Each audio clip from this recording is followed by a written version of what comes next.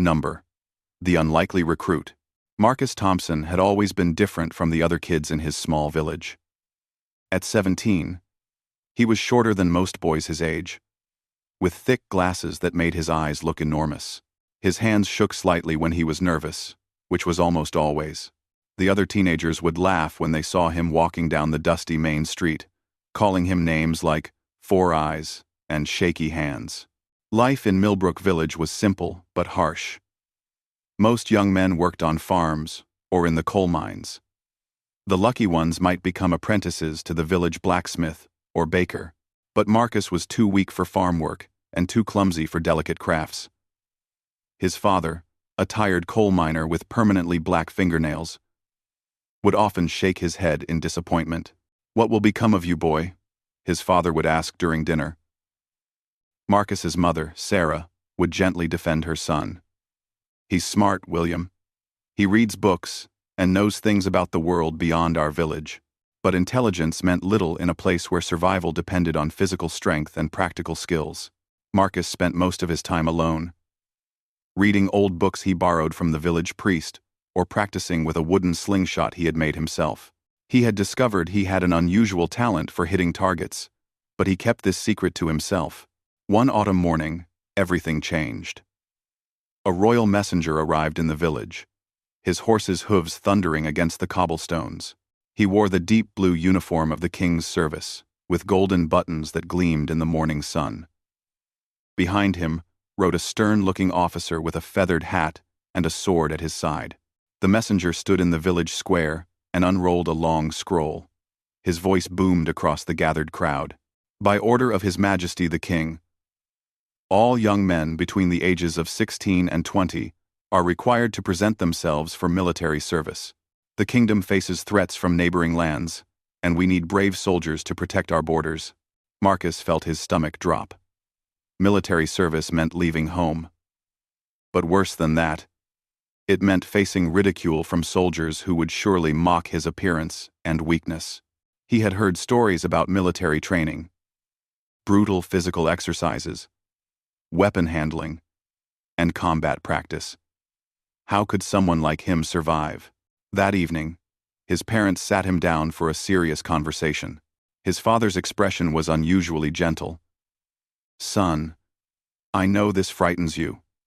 It frightens me too.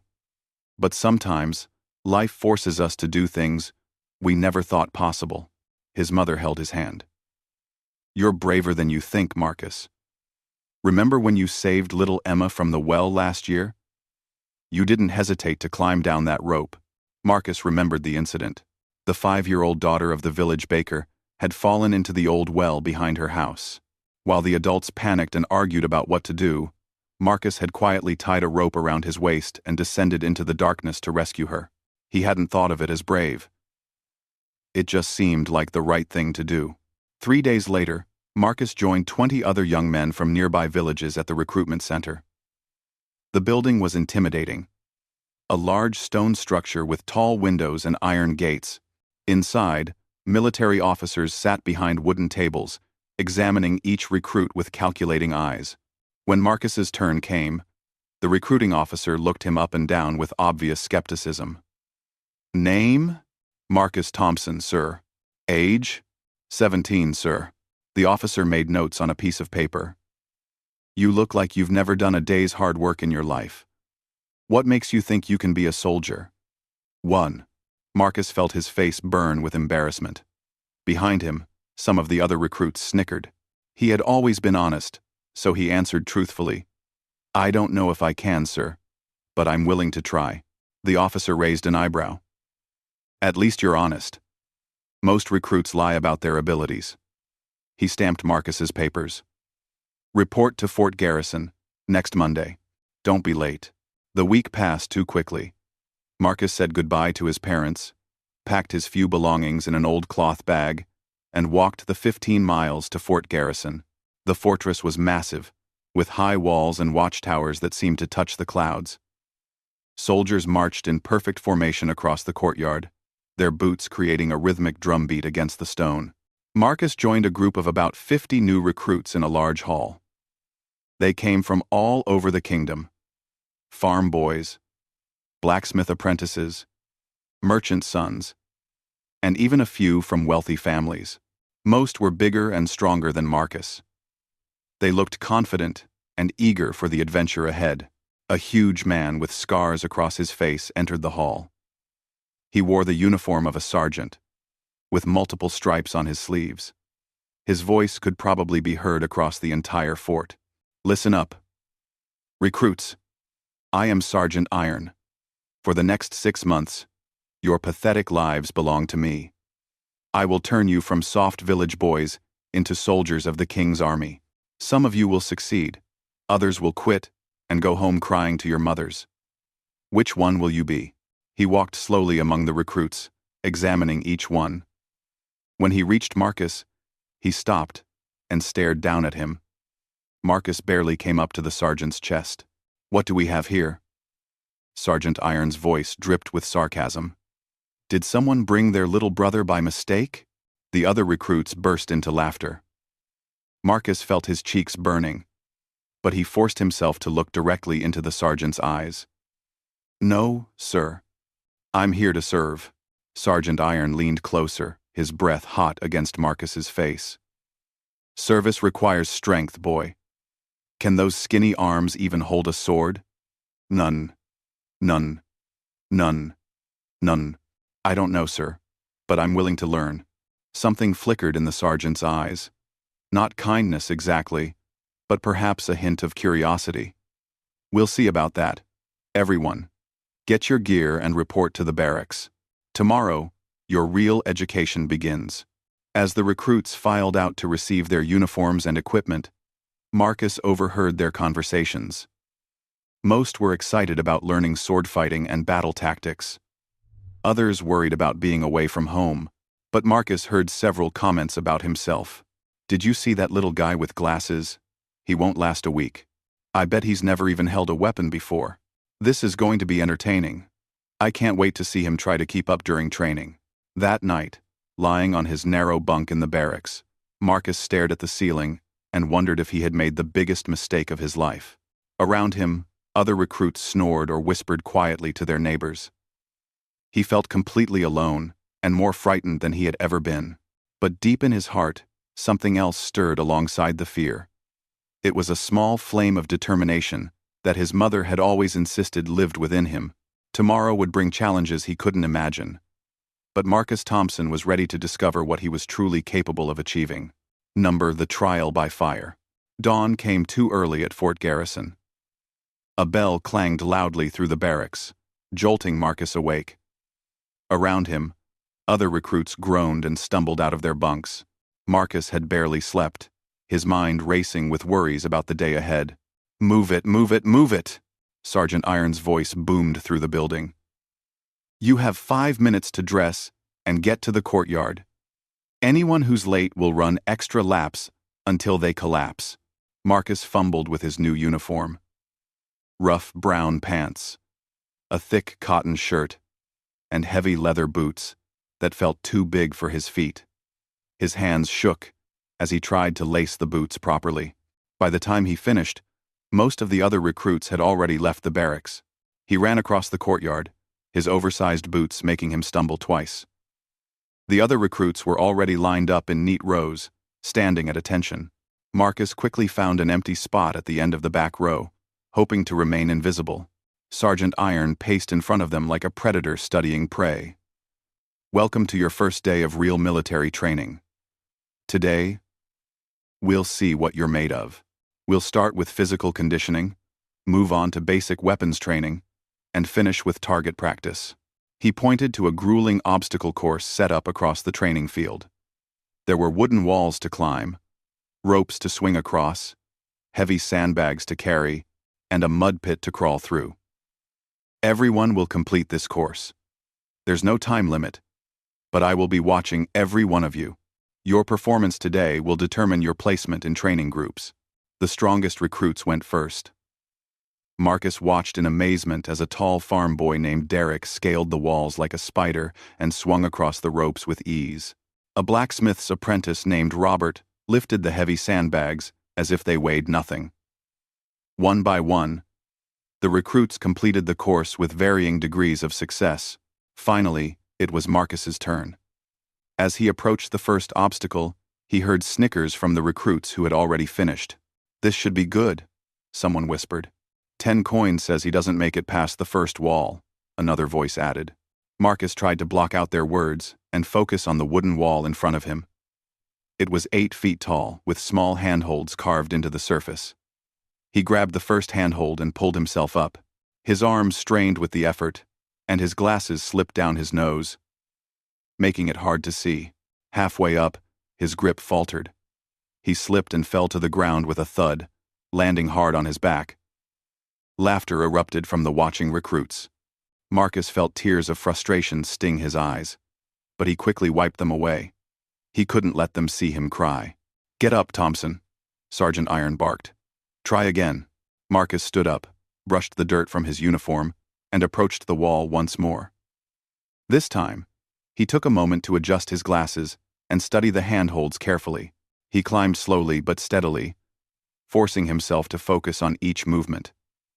When he finally pulled himself over the top, a small sense of victory filled his chest. The rope swing was even more challenging.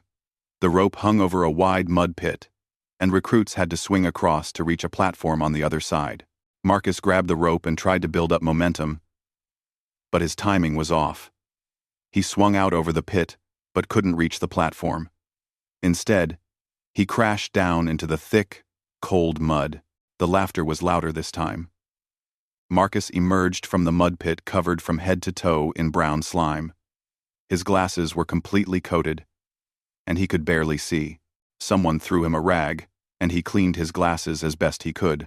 The sandbag carry was a disaster. The bags weighed more than Marcus expected, and he could only manage to drag them a few feet before his strength gave out. Other recruits had jogged with the bags on their shoulders, but Marcus had to stop and rest every few yards. By the time he completed the course, the sun was high overhead, and he was exhausted. His uniform was torn and muddy. His hands were scraped and bleeding, and he felt completely defeated. The other recruits had finished the course in 20 to 30 minutes. It had taken Marcus nearly an hour. Sergeant Iron approached him with an expression that was hard to read. "Thompson, that was pathetic." "Yes, sir. I'm sorry, sir. But you finished." Marcus looked up in surprise. "Sir, I've seen plenty of recruits quit when things got difficult. You didn't quit. That counts for something." The sergeant's voice was still stern, but there was something else in it. Not kindness exactly, but perhaps a grudging respect. After a brief lunch of bread and soup, the afternoon brought weapons training. The recruits were given wooden practice swords and shown basic fighting stances and movements. Marcus had never held a sword before, even a wooden one. It felt awkward and heavy in his hands. The weapons instructor, a lean man named Captain Stone, demonstrated proper sword grip and basic attack patterns. "Fighting with a sword isn't about strength alone," he explained. "It's about balance, timing, and precision. A skilled swordsman can defeat a stronger opponent through superior technique." Marcus found this encouraging. Maybe his lack of physical strength wouldn't be a complete disadvantage. He watched carefully as Captain Stone showed them how to hold the sword, how to move their feet, and how to strike and defend. When they practiced in pairs, Marcus was matched with Derek, the farm boy who had dominated the obstacle course. Derek was friendly enough, but it was clear he saw this as an easy victory. "Don't worry," Derek said with a grin. "I'll go easy on you." They began with simple attack and defense drills. Derek's strikes were powerful, but predictable. Marcus found that by watching Derek's eyes and body language, he could anticipate where the attacks would come from. His smaller size actually helped him duck and dodge Derek's swings. To everyone's surprise, including his own, Marcus managed to land several touches with his wooden sword during their practice bout. Derek's confident grin faded as he realized his smaller opponent was more skilled than expected. "Lucky shots," Derek muttered, after Marcus scored a particularly clean hit to his ribs. But Captain Stone had been watching. "Not luck," he said loudly enough for everyone to hear. "Thompson is reading your movements and timing his attacks. That's exactly what good swordplay looks like. For the first time since arriving at the fort, Marcus felt a spark of pride. Maybe he wasn't completely hopeless after all. The final activity of the day was target practice with wooden training bows. Each recruit was given a simple bow and a quiver of blunt arrows. The targets were set up 50 yards away, circular boards with colored rings painted on them. Marcus had never used a bow before, but he had spent countless hours with his homemade slingshot back in the village. He understood the principles of aiming and trajectory, even if the weapon was different. The other recruits went first.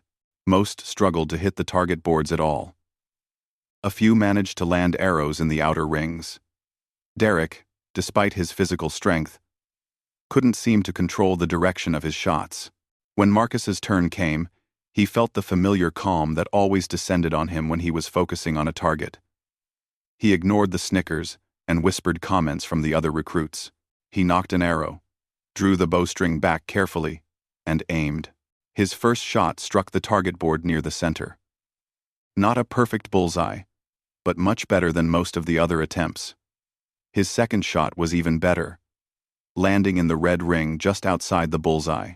By his fifth shot, the practice field had grown quiet. Marcus's arrow struck dead center in the bullseye, with a satisfying thunk. "Beginner's luck," someone muttered, but the voice lacked conviction. Marcus's sixth shot also hit the bullseye, then his seventh, and his eighth. Sergeant Iron had stopped his other duties and was watching intently. Captain Stone walked over to examine the target board. 8 arrows, and 6 of them were clustered tightly in or very near the center ring. "Thompson," Sergeant Iron called out, "where did you learn to shoot like that?" I practiced with a slingshot at home, sir, just for fun." The sergeant and captain exchanged a meaningful look. Something important had just happened, though Marcus didn't fully understand what it meant yet. As the recruits filed back to the barracks that evening, the whispered conversations had a different tone than before. Marcus was still the small, weak recruit who had struggled through the obstacle course. But now he was also the recruit who could put arrows exactly where he wanted them. That night, as he lay in his bunk with aching muscles and bandaged hands, Marcus felt something he hadn't experienced in years. Hope. Maybe he would find a place in this military world after all. Maybe being different didn't always mean being inferior. He fell asleep dreaming of arrows flying straight and true toward their targets. And for the first time since leaving home, his dreams were not filled with fear. Number: the Archer's Path. Word of Marcus's shooting ability spread quickly through Fort Garrison. By the next morning, even recruits from other training groups were talking about the small recruit with glasses who could put arrows through the center of targets like he was born to do it. But fame brought new problems. During breakfast in the mess hall, Marcus noticed groups of recruits staring and whispering. Some looked impressed, but others seemed resentful. A large recruit named Victor, who came from a wealthy merchant family, seemed particularly annoyed. "So you're the miracle archer everyone's talking about," Victor said, sliding his breakfast tray across the table to sit directly across from Marcus. He was built like a bull, with thick arms and a square jaw. "Pretty convenient that you happen to excel at the one thing that doesn't require real strength." Marcus kept eating his porridge, trying not to engage. He had learned early in life that responding to bullies often made situations worse. "I heard you couldn't even climb over the practice wall yesterday," Victor continued, his voice getting louder. "Had to try twice like a little child. But somehow we're supposed to be impressed because you can play with a toy bow?" Other recruits at nearby tables were starting to listen. Marcus felt his face burning with embarrassment, but he forced himself to remain calm. "Archery isn't just about pulling a string, Victor," said a voice from behind Marcus. He turned to see Derek, the farm boy, carrying his breakfast tray. Victor laughed harshly. "Oh, look. The village boy is defending his new friend. How touching." Derek sat down next to Marcus. Despite their practice bout the day before, he seemed genuinely friendly. "I've been hunting with my father since I was 10 years old. I know good shooting when I see it. What Marcus did yesterday was impressive. Anyone can get lucky with a few shots, Victor said dismissively.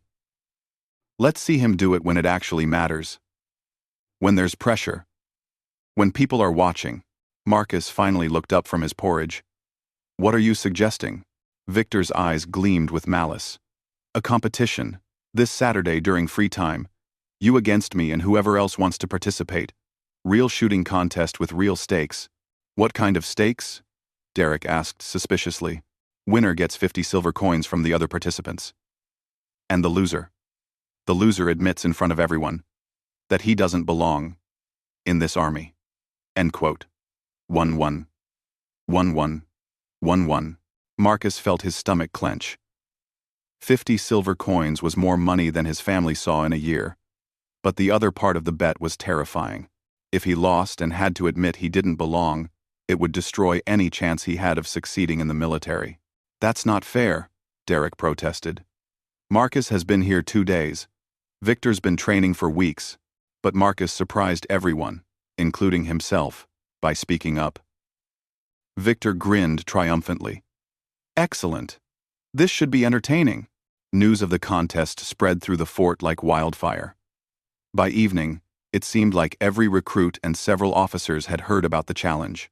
Some were excited about the competition, others were placing bets, and a few seemed genuinely concerned about the unfairness of the situation. Sergeant Iron called Marcus aside after training that evening. They walked to a quiet corner of the courtyard, where they could speak privately. Thompson, I heard about this foolish contest you agreed to. Yes, sir. I know it wasn't the smartest decision. Do you understand what you've gotten yourself into? Victor has been training with bows since he was a child. His father hired private instructors. He's not just some bully with more muscle than brains. Marcus felt a chill of fear, but he tried to keep his voice steady. I understand the situation, sir. Sergeant Iron studied his face for a long moment. Why did you agree to this? You could have simply ignored his challenge. Marcus thought carefully before answering. Because if I don't stand up for myself now, I never will. Every day, for the rest of my service, people will see me as someone who backs down when challenged. I'd rather fail trying than succeed by hiding. Something shifted in the sergeant's expression. That's either the most courageous thing I've heard from a recruit in years, or the most stupid. Probably both, sir. Sergeant Iron almost smiled. Probably. Come with me, Thompson. If you're determined to go through with this madness, at least we can make sure you're properly prepared. He led Marcus to a storage building behind the main training area. Inside were racks of different weapons, targets, and training equipment. The sergeant selected a fine, recurved bow from one of the racks, much better quality than the simple practice bows they had been using. This bow belonged to Captain Stone when he was a young soldier. He was quite an archer himself before he became an instructor. Sergeant Iron handed the bow to Marcus. The weight and balance are different from what you've been using. You'll need to adjust your technique. For the next hour, Sergeant Iron worked with Marcus on proper form and breathing techniques. He had been an archer himself in his younger days, and his knowledge was extensive.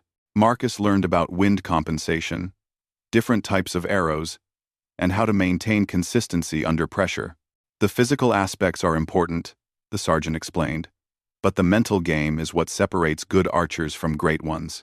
When you're standing there with everyone watching, your heart will be pounding, and your hands might shake. You need to find a way to block out everything, except you and the target. Over the next 4 days, Marcus practiced whenever he had free time. Captain Stone, who had heard about the contest, provided additional coaching. Several other instructors also offered advice, though Marcus suspected they were more interested in seeing Victor taken down a peg than in helping him specifically. Derek and a few other recruits became his unofficial training partners, helping him set up targets at different distances and cheering his successes. Marcus was surprised to discover that not everyone in the fort disliked him. Some recruits respected his willingness to stand up to Victor, even if they thought he was foolish to do so. But Victor wasn't idle either. Marcus often saw him practicing on the far side of the training field, surrounded by his own group of supporters. Victor's shots were consistently accurate, and he had the confidence that came from years of experience. The night before the contest, Marcus couldn't sleep. He lay in his bunk, staring at the ceiling, trying to calm his racing thoughts.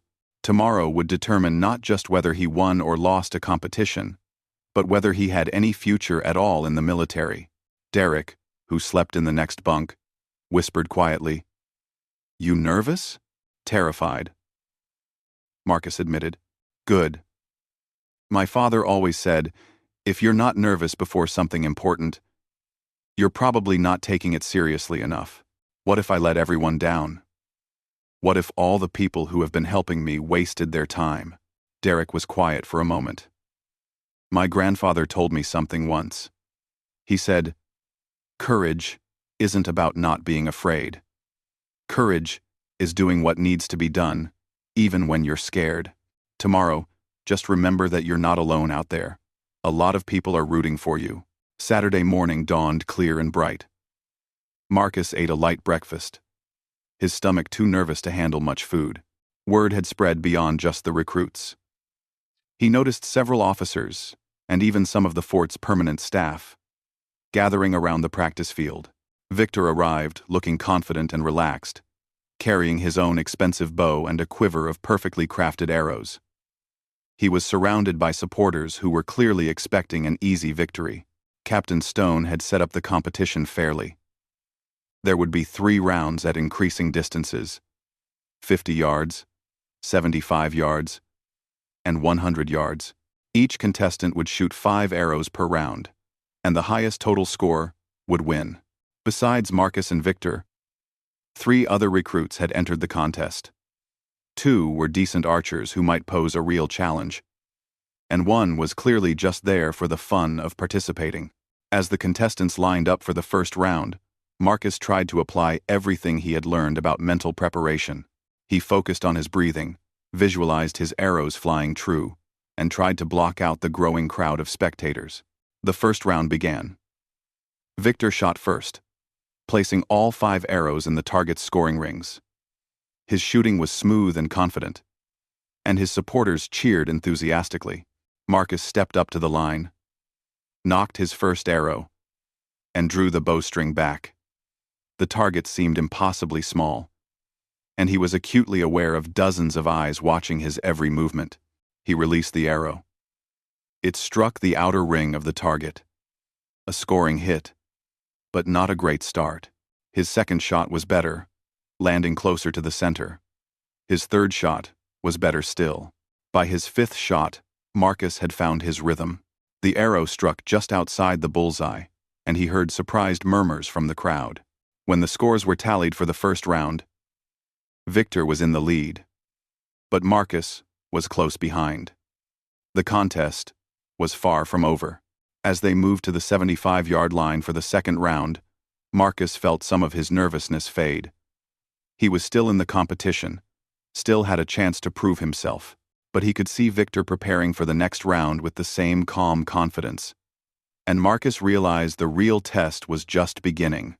The distances would be longer, the pressure would be greater, and one mistake could end everything he had worked for. The 75-yard targets looked impossibly small to Marcus. At this distance, the painted rings were barely visible, and the slightest mistake in aim would send an arrow wide of the target entirely. The crowd had grown larger during the break between rounds, and Marcus could hear betting going on among the spectators. Victor stepped up for his second round with the same confident swagger he had shown all week. His first arrow at the new distance struck near the center of the target, drawing appreciative nods from the crowd. His second and third shots were equally impressive, but on his 4th shot, something went wrong. The arrow flew high, striking the wooden frame above the target, rather than the scoring area. Victor's expression darkened with frustration. His 5th shot was rushed, landing in the lowest scoring ring. When Victor's round ended, his supporters were noticeably quieter. He was still in first place overall, but his lead had shrunk considerably. Marcus stepped to the line, feeling a strange sense of calm. The pressure was enormous, but somehow, the knowledge that Victor had struggled made everything feel more manageable. If the experienced archer could make mistakes, Then this contest wasn't predetermined. He drew his first arrow and settled into his shooting stance. Everything he had learned over the past week came together. Proper grip, steady breathing, smooth release. The arrow flew straight and true, striking the red ring just outside the bullseye. His second shot was even better, landing squarely in the center ring. A cheer went up from his supporters, and Marcus allowed himself a small smile. His third shot matched the second. Another bullseye. Marcus could feel the crowd's energy shifting. What had started as a curiosity was becoming a genuine competition. His fourth shot wobbled slightly in flight but still found the center ring. As Marcus knocked his fifth and final arrow for this round, he realized the entire practice field had gone silent. Everyone was watching, waiting to see if the small recruit could maintain his incredible accuracy. Marcus drew the bowstring back and aimed. At this distance, he could barely see the target clearly through his glasses, but his body had memorized the motion. He released the arrow and watched it arc through the air. Bullseye. The crowd erupted in cheers and applause. Even some of Victor's supporters looked impressed. When the scores were tallied, Marcus had taken the lead by a narrow margin. Victor's face was red with anger and embarrassment. He had clearly expected an easy victory, and now he was trailing behind the recruit everyone had mocked just a week earlier. During the break before the final round, Sergeant Iron approached Marcus. "How are you feeling?" "Nervous but good," Marcus replied honestly. "I never expected to be in the lead. Don't get overconfident. The 100-yard round is where this contest will be won or lost." At that distance, even experienced archers struggle to hit the target consistently. Captain Stone joined them, holding a different set of arrows. "These are competition arrows," he explained. "They're perfectly balanced and weighted for long-distance shooting. I think you've earned the right to use proper equipment." As they walked toward the 100-yard line, Marcus noticed that word of the contest had reached beyond the training areas. He spotted several senior officers watching from a balcony overlooking the practice field. Even some of the fort's civilian staff had come out to see what the excitement was about. The final round would consist of 5 arrows at 100 yards, a distance that tested the limits of even skilled archers. The target looked impossibly small, barely larger than a dinner plate from this distance. The 3 other contestants went first. 2 of them managed only 1 scoring hit each, while the third failed to hit the target at all. Clearly, the long distance separated the serious archers from the casual participants. Victor approached the line with grim determination. He had to shoot nearly perfectly to regain his lead, and everyone knew it. His first arrow struck the outer edge of the target, a scoring hit, but barely. His second shot missed entirely, sailing over the target into the hay bales behind it. The crowd was completely silent now. Victor's confident demeanor had cracked, and his hands were visibly shaking as he knocked his third arrow.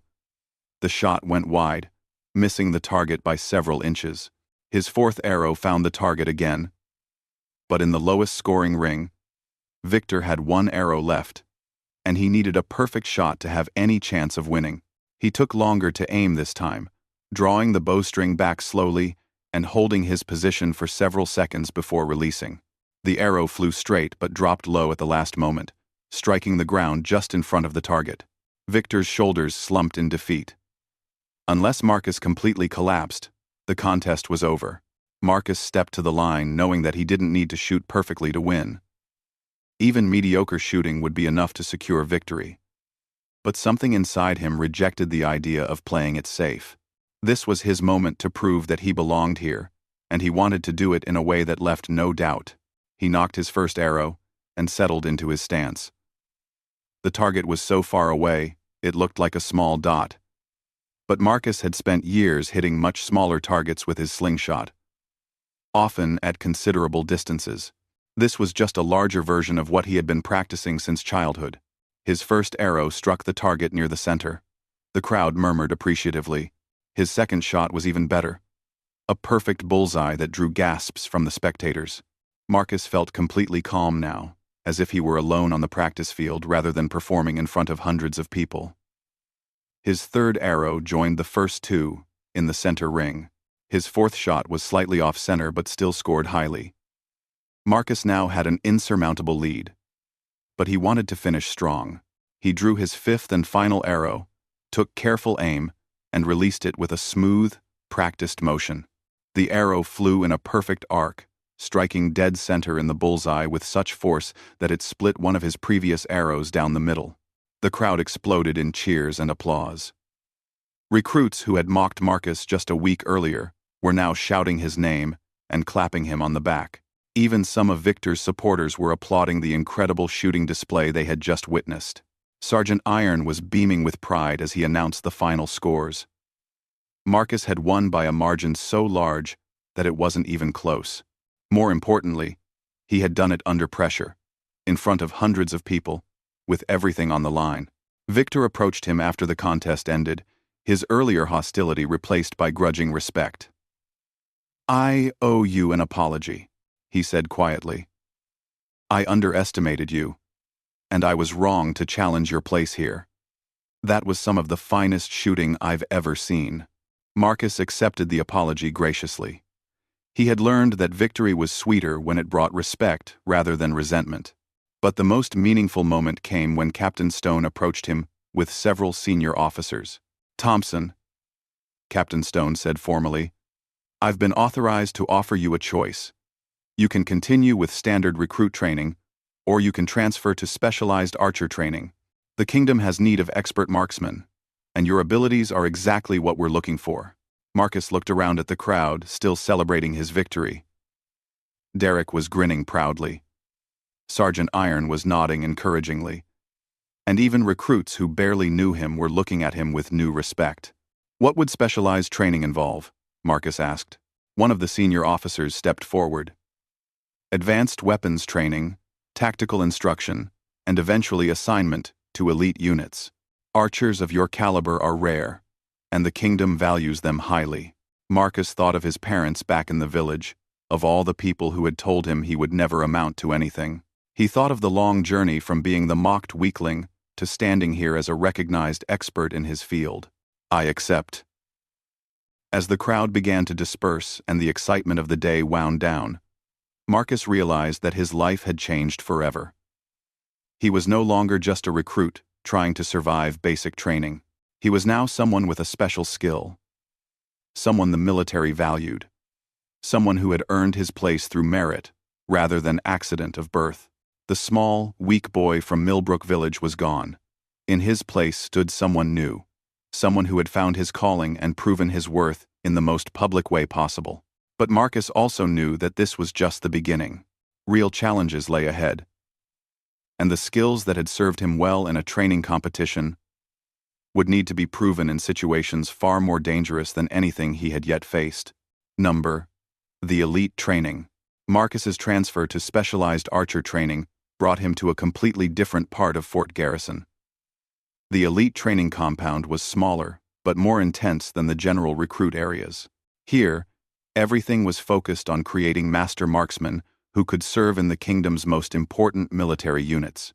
His new instructor was Master Archer Elena Blackwood, a stern woman in her 40s who had served with distinction in 3 border wars. She had short gray hair and piercing blue eyes that seemed to evaluate everything she saw. Her reputation was legendary. It was said she could put an arrow through a copper coin at 200 yards. "So you're the recruit everyone's talking about," she said when Marcus reported for his first day of advanced training. "I've heard impressive stories, but I don't care about what you did against other recruits. Here, you'll be training with soldiers who have been perfecting their craft for years." The specialized training group consisted of only 12 archers, ranging from recent graduates of basic training to experienced soldiers seeking to improve their skills. Marcus was by far the youngest and newest member of the group. The training was unlike anything he had experienced during his brief time with the regular recruits. Every day began before dawn with physical conditioning specifically designed for archers. Exercises to strengthen the back, shoulders, and arms. Flexibility training to improve draw technique, and endurance work to maintain accuracy during long periods of shooting. The technical instruction was incredibly detailed. Master Blackwood taught them about different types of bows and arrows, how weather conditions affected arrow flight, and advanced aiming techniques for moving targets. They learned to shoot from horseback, from elevated positions, and in low-light conditions. But the most challenging aspect was the mental training. Master Blackwood emphasized that elite archers needed to perform under extreme pressure, often when lives depended on a single shot. In battle, you won't have time for multiple attempts, she explained during one lesson. You'll often have one arrow and one chance. Miss, and your comrades die. Miss, and the enemy advances. Miss, and the kingdom suffers. To simulate this pressure, she created training scenarios that pushed the archers to their limits. They shot while exhausted after long runs. They shot while distracted by loud noises and sudden movements. They shot at targets partially hidden behind obstacles, requiring split-second decisions about when and where to aim. Marcus found himself struggling with some aspects of the training that had nothing to do with archery. The physical conditioning was brutal, designed for soldiers who had been building strength and endurance for years. His small frame and limited athletic background left him gasping for breath, while other trainees completed exercises with ease. During mounted archery training, Marcus had never ridden a horse before coming to the fort. While he slowly learned to stay in the saddle, other archers were galloping across the field and hitting targets with casual accuracy. "Thompson," Master Blackwood called during one particularly difficult session, "you're overthinking your shots. Trust your instincts, and let your body remember what it knows." She was right. Marcus realized he had become so focused on proving himself worthy of elite training that he was second-guessing every decision. When he forced himself to relax and shoot the way he had during the contest, his accuracy improved dramatically. 3 weeks into the specialized training, Master Blackwood announced that the group would participate in a field exercise designed to test their skills in realistic conditions. They would be taken to a remote area of the kingdom's border region and given a series of challenges that simulated actual military operations. The exercise location was a rugged valley filled with rocky outcroppings, dense forests, and steep hillsides. For 5 days, the archer trainees would live in the field, eating military rations and sleeping in small tents while completing increasingly difficult shooting challenges. The first challenge involved long-distance precision shooting at targets placed on the far side of a wide river. The distance was nearly 300 yards, and the targets were smaller than anything they had practiced with before. Marcus watched as the experienced archers went first. Several managed to hit the targets consistently, while others struggled with the extreme distance. When his turn came, Marcus surprised himself by hitting 4 out of 5 targets on his first attempt. The second challenge was more complex. Working in teams of 2, the archers had to navigate through a forested area while engaging pop-up targets that appeared and disappeared quickly. This required not only shooting skill, but also teamwork and tactical thinking. Marcus was partnered with Sarah, a veteran archer who had initially been skeptical about working with the newest member of the group, but as they moved through the course together, her attitude changed. Marcus's ability to spot and engage targets quickly more than made up for his lack of experience with military tactics. "You have good instincts," Sarah told him after they successfully completed their run. "You see things others miss, and react faster than most veterans I've worked with." The third challenge tested their ability to shoot under extreme stress. Each archer was placed in a simulated battle scenario where they had to defend a position against multiple attackers represented by rapidly moving targets. They had limited arrows and limited time, and missing meant failure. Marcus found this challenge the most difficult. The pressure was enormous, and the multiple targets required split-second decisions about priority and timing. His first attempt was a disaster. He missed several critical shots and ran out of arrows before eliminating all the threats. Master Blackwood pulled him aside after his failed run. "What went wrong?" Marcus thought carefully before answering. "I was trying to be perfect instead of being effective. I spent too much time aiming and not enough time shooting." Exactly. In combat, adequate shots fired quickly are often more valuable than perfect shots fired slowly. Try again. But this time, trust your reflexes. His second attempt was much better. Marcus found a rhythm that balanced speed and accuracy, systematically engaging targets without getting overwhelmed by the pressure. He completed the challenge successfully, though not with the ease shown by some of the veteran archers. The final challenge of the field exercise was the most difficult yet. Each archer had to demonstrate their ability to make a critical shot under the worst possible conditions. They were taken to the top of a steep hill during a windstorm, exhausted from 4 days of intensive training, and asked to hit a target the size of a dinner plate at 200 yards. One by one, the archers attempted the shot. Several veterans missed entirely due to the challenging conditions. Others managed to hit the target area but not the specific scoring zone required for success. When Marcus's turn came, he was shaking with exhaustion and cold. The wind was gusting unpredictably, making it almost impossible to aim with any confidence. He had one arrow and one chance. He closed his eyes for a moment and thought about everything that had brought him to this point. The mockery in his village, the struggles during basic training, the contest that had changed his life, and the intensive instruction he had received. All of it had led to this single moment. Marcus opened his eyes, knocked his arrow, and drew the bowstring back. He didn't try to fight the wind. Instead, he waited for a momentary lull and adjusted his aim to compensate for the gusting air currents. He released the arrow and watched it arc through the stormy air. For a moment, it seemed like the wind would push it off course, but the arrow held true and struck the target dead center. The other archers cheered, and even Master Blackwood smiled with genuine pride. Outstanding shot, Thompson. That's exactly the kind of performance we need from our elite marksmen. That evening, as the field exercise concluded, Master Blackwood gathered the group around a campfire for a final debrief. You've all proven yourselves capable of exceptional marksmanship under difficult conditions, she said. But your real test is just beginning. She looked directly at Marcus as she continued. Tomorrow, we return to Fort Garrison, but your training here is complete. Next week, several of you will receive assignments to active duty units. The kingdom has need of skilled archers, and you've proven you're ready to serve. As Marcus lay in his tent that night, listening to the wind howling through the valley, he realized how much he had changed since leaving his village. The frightened boy who had struggled through his first day of basic training was gone. In his place was someone who had earned the respect of veteran soldiers and the recognition of elite military instructors. But he also understood that his real challenges were still ahead.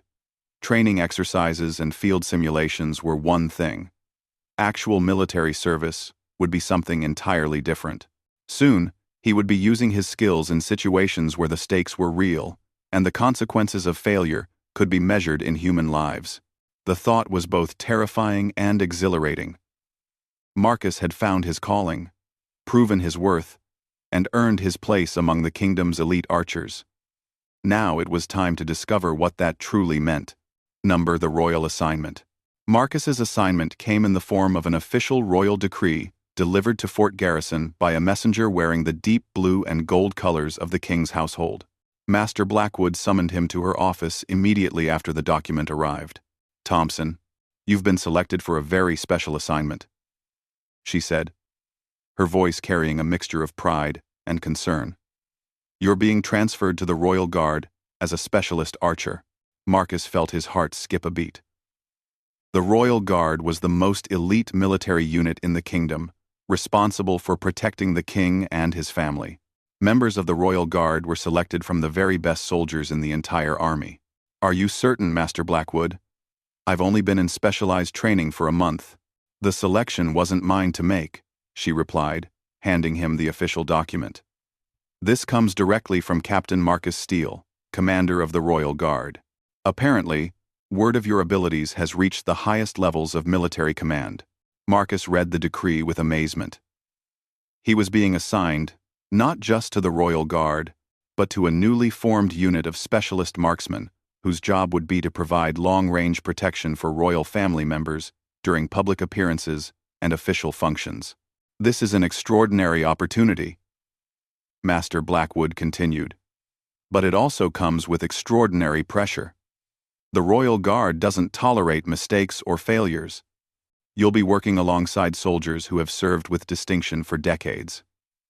They won't care about your potential or your improvement. They'll expect perfection from the moment you arrive. The next morning, Marcus packed his few belongings and prepared to leave Fort Garrison. Derek and several other friends from his original recruit group came to see him off, still amazed that the small recruit they had known for such a short time was now heading to serve in the kingdom's most prestigious military unit.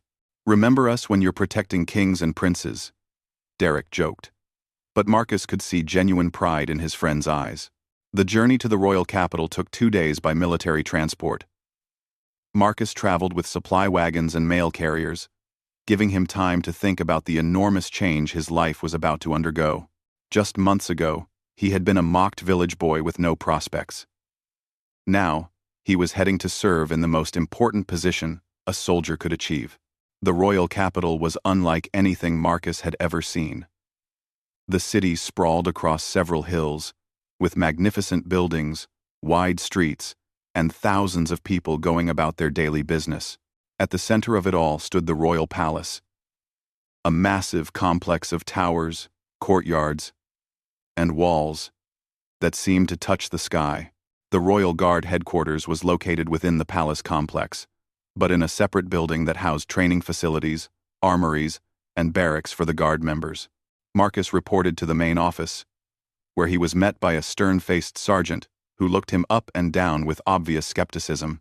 "So you're the archer prodigy we've heard about," the sergeant said. "I've been with the Royal Guard for 15 years, and I've seen plenty of recruits who were supposed to be special." Marcus stood at attention. "Yes, sir. I'm here to serve to the best of my ability. We'll see. Report to Captain Steele's office in 1 hour. He'll want to evaluate your skills personally before deciding whether you're worthy of this assignment." Marcus was shown to a small but comfortable room in the guard barracks. The accommodations were far superior to anything he had experienced at Fort Garrison. A real bed with clean sheets, a writing desk, and even a small window with a view of one of the palace courtyards.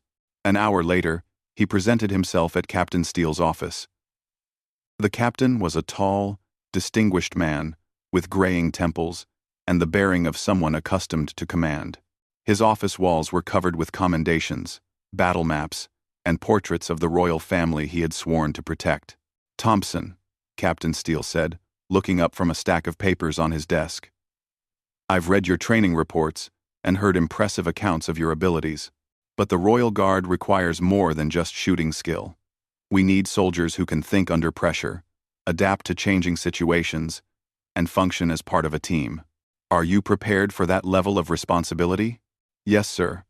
I understand that serving the royal family requires the highest standards of performance and conduct." Captain Steele stood and walked to one of the windows overlooking the palace courtyard. "Tomorrow morning, Princess Catherine will be making a public appearance at the city marketplace. It's a routine event, but there have been reports of unrest in some parts of the kingdom. Your job will be to provide overwatch protection from an elevated position while she meets with merchants and citizens." Marcus felt a thrill of excitement mixed with terror. His first assignment would involve protecting an actual member of the royal family in a real-world situation. "This isn't a training exercise," the captain continued. "If something goes wrong, people could die. The princess could be harmed. The kingdom could be thrown into chaos. Are you ready for that responsibility?"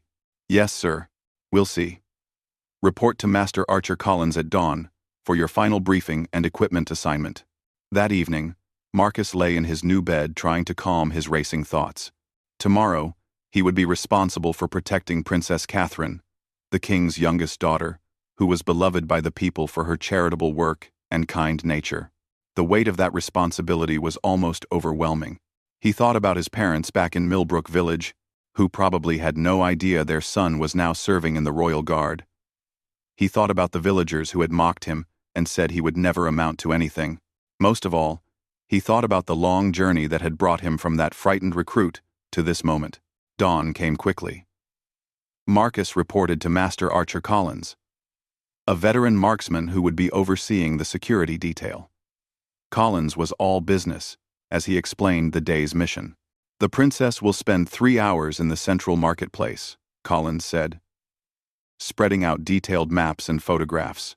"You'll be positioned on the roof of the Merchants Guild building, which gives you clear sightlines to the entire area.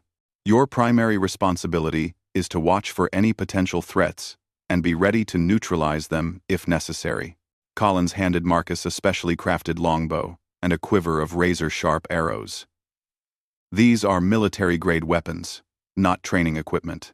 Each arrow is capable of stopping a man at 300 yards. Use them wisely." The marketplace was already bustling with activity when Marcus took his position on the rooftop. From his elevated vantage point, he could see vendors setting up their stalls, citizens beginning to gather, and royal guard members in plain clothes mixing with the crowd. At precisely 10 o'clock, Princess Catherine's carriage arrived at the marketplace. Marcus watched through a specially designed scope as she stepped out of the carriage, waved to the cheering crowd, and began walking among the market stalls. She was younger than Marcus had expected, probably in her early 20s, with long brown hair and a warm smile that seemed genuine rather than practiced. As she moved through the crowd, stopping to speak with merchants and citizens, Marcus kept his eyes moving constantly, scanning for anything that seemed out of place. For 2 hours, everything proceeded smoothly. The princess met with dozens of people, sampled food from various vendors, and even helped an elderly woman who had dropped her shopping basket. Marcus began to relax slightly, thinking that perhaps this assignment would pass without incident. Then he saw something that made his blood freeze. A man in a dark cloak was moving through the crowd in a way that seemed different from the other citizens. While everyone else was focused on the princess or their own business, this man's attention was fixed on something else entirely. He was studying the guard positions, noting the locations of the plainclothes security personnel. Marcus tracked the man's movement through his scope, watching as he gradually worked his way closer to where the princess was examining a display of handmade jewelry. The man's right hand was concealed beneath his cloak, and his behavior became more agitated as he approached his apparent target. When the man was 20 yards from the princess, Marcus saw him reach inside his cloak and begin to withdraw something metallic. In that instant, Marcus realized he was watching an assassination attempt unfold. Time seemed to slow down as Marcus knocked an arrow and drew his bowstring back. The crowd was dense. The target was moving, and the princess was dangerously close to the potential assassin. A missed shot could hit an innocent person. A hesitation could result in the princess being harmed. Marcus had trained for this moment, but no amount of preparation could fully ready someone for the reality of taking a human life to save another. As he aimed down at the cloaked figure, he realized that his next decision would define not only his career, but the rest of his life. The man's hand emerged from his cloak holding a curved dagger, and Marcus knew there was no more time for doubt or hesitation. Number the hero's moment. Marcus's arrow flew through the morning air with perfect precision. It struck the assassin's wrist just as he raised the dagger toward Princess Catherine, causing him to drop the weapon with a cry of pain and surprise. The man stumbled backward, clutching his wounded arm, as royal guard members in the crowd immediately converged on him. The entire incident lasted less than 10 seconds, but it felt like an eternity to Marcus. From his rooftop position, he watched as the guards subdued the would-be assassin and formed a protective circle around the princess. Most of the crowd didn't even realize what had happened. To them, it looked like someone had simply fallen down and attracted the attention of the guards. "Clean shot, Thompson." Master Archer Collins's voice came through the communication device all Royal Guard members carried. "Target neutralized. Princess secure. Situation under control." Marcus remained in position for another hour until the princess's appearance was concluded and she was safely returned to her carriage. Only then did he allow himself to truly process what had just happened. He had prevented an assassination attempt on a member of the royal family. His arrow, fired under pressure in a crowded area, had struck exactly where he intended it to, disabling the threat without killing the attacker or harming any bystanders. When Marcus climbed down from the rooftop, He found Captain Steele waiting for him with an expression that was difficult to read. "Walk with me, Thompson," the captain said simply. They walked in silence through the palace courtyard until they reached a quiet garden area where they could speak privately. "In my 25 years of military service," Captain Steele began, "I have never seen a more perfect example of precision under pressure. You had one shot, in a crowded area, at a moving target, with the life of a princess at stake, and you made exactly the right decision, in exactly the right way." Marcus felt a mixture of relief and pride. "Your training prepared you for the technical aspects," the captain replied. "But making that shot required something that can't be taught: the ability to act decisively when everything is on the line. Many soldiers freeze in their first real crisis. Others panic and make poor decisions. You did neither." That evening, Marcus was summoned to an audience with Princess Catherine herself. He was escorted to a beautifully appointed sitting room in the royal quarters, where the princess was waiting with several members of her household staff. Princess Catherine was even more gracious in person than she had appeared from a distance. She stood when Marcus entered and offered him a genuine smile of gratitude. "Sir Marcus Thompson," she said formally, "I understand that I owe my life to your quick thinking and exceptional skill with a bow." Marcus bowed respectfully. "Your Highness, I was simply doing my duty as a member of the Royal Guard. Perhaps, but duty performed with such precision and courage deserves special recognition." She gestured to a man standing beside her. "This is Lord Chancellor Hamilton, my father's chief advisor. He has something to present to you." The Lord Chancellor stepped forward carrying an ornate wooden box. "By order of His Majesty the King, you are hereby awarded the Royal Medal of Valor for exceptional service in defense of the royal family. This honor has been bestowed upon fewer than 50 soldiers in the kingdom's history." Marcus accepted the medal with hands that he hoped weren't visibly shaking. The award was beautiful: a golden star suspended from a ribbon of royal blue and silver. But Princess Catherine wasn't finished. "I've also spoken with Captain Steele about your future service. If you're willing, I would like you to be assigned as my personal protection specialist.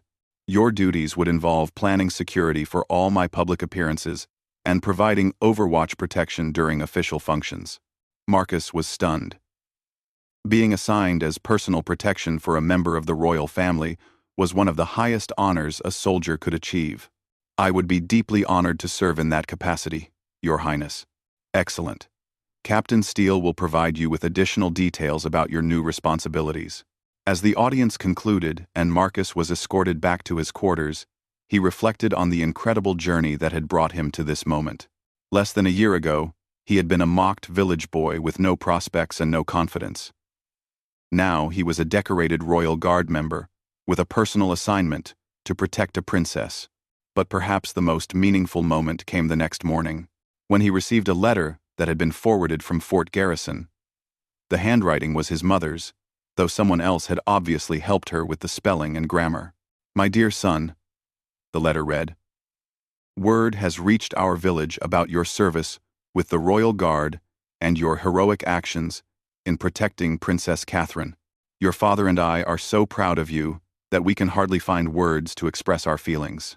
You have brought great honor to our family and shown everyone in Millbrook Village that true worth comes from character and determination, not physical strength or social position. We love you and pray for your safety every day." Marcus read the letter 3 times, feeling tears sting his eyes. His parents' pride meant more to him than any medal or official recognition. Over the following months, Marcus settled into his new role as Princess Catherine's protection specialist. The work was challenging and varied. He planned security for charity events, state dinners, and public ceremonies. He worked with teams of guards and intelligence officers to identify potential threats and develop response strategies. But the most satisfying aspect of his new position was the respect he had earned from his fellow Royal Guard members. The same soldiers who had initially been skeptical about the young archer now sought his advice on marksmanship and security planning. His success had proven that skill and dedication could triumph over prejudice and preconceptions. 1 year after the marketplace incident, Marcus was promoted to senior archer and given responsibility for training new Royal Guard marksmen. His teaching methods emphasized the same principles that had guided his own development: precision, patience, and the mental discipline required to perform under pressure. During one training session, a young recruit approached him with obvious nervousness. "Sir, I'm not sure I'm cut out for this level of responsibility. What if I fail?" "When it really matters," Marcus smiled, remembering his own fears and doubts during those early days at Fort Garrison. "The fact that you're worried about failing means you understand how important this job is. Channel that concern into motivation to practice harder and prepare better. Success isn't about being fearless. It's about doing your job well, even when you're afraid." As Marcus watched the young recruit return to practice with renewed determination, he thought about all the people who had helped him along his journey. Sergeant Iron, who had seen potential in a struggling recruit; Master Blackwood, who had demanded excellence and provided the training to achieve it; Captain Steele, who had trusted him with the most important assignment of his career. But most of all, he thought about his parents and the village that had once mocked his weaknesses. Their skepticism had driven him to prove himself, and their eventual pride had made every challenge worthwhile. Marcus Thompson had become everything he had never dared to dream of being. From the mocked weakling of Millbrook Village to the Royal Guard's most celebrated marksman, his story had become one of transformation, determination, and the power of finding one's true calling.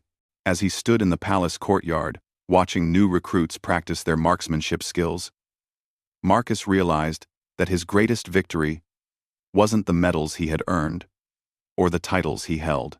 His greatest victory was the knowledge that he had found his place in the world and made a difference that mattered. The small boy with shaky hands and thick glasses was gone forever.